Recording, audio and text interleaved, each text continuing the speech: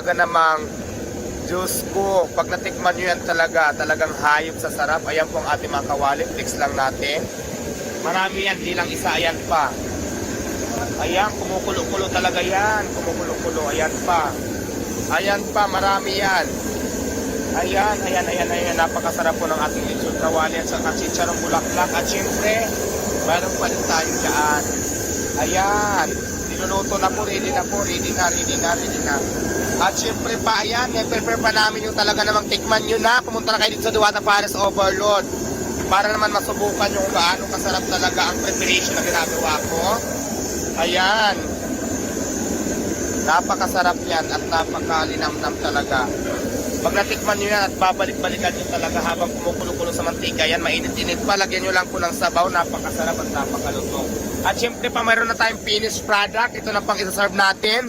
Ito pa na yung pinaka-grand finals niya.